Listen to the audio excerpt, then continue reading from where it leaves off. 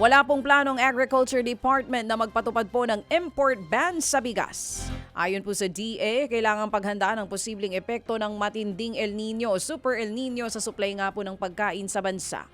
Ayon po kay Agriculture Secretary Francisco Chu Laurel, kailangang mapalawak po ang buffer stocks. Oras na umiral ang matinding El Nino sa unang bahagi po yan ng susunod na taon. Pero kahit hindi pa raw ay haharangin ng gobyerno ang pag-angkat ng bigas pagdating ng anihan. Tiniyak naman ni Laurel na hindi hahayaan ng DA na sumadsad ang presyo ng palay dahil lamang sa imports.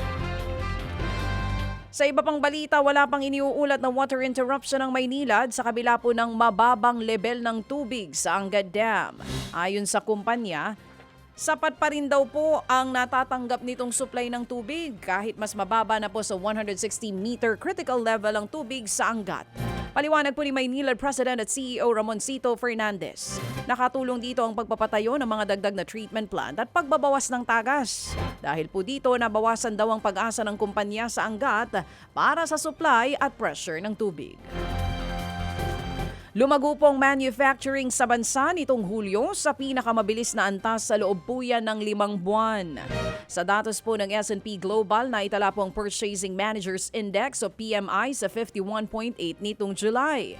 Ito na po ang ikatlong sunod na buwan na tumaas po ang PMI ng Pilipinas at pinakamataas naman mula noong Pebrero.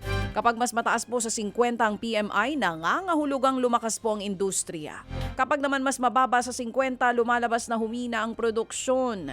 Ayon nga po sa S&P, bunsod po ito ng anilay mataas na demand dahil sa pagsipa ng bagong order. Mga kapatid, patuloy po kayong tumutok sa 105.9 True FM para sa totoong balita, impormasyon, music and entertainment. Mag-subscribe sa aming YouTube channel at podcast at sundan nyo kami sa Facebook, Instagram, X at TikTok sa True Network PH. Bisitahin din po ang aming official website, truefm.ph.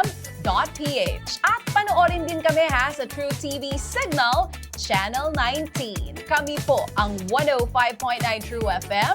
Laging true sa'yo, kapatid.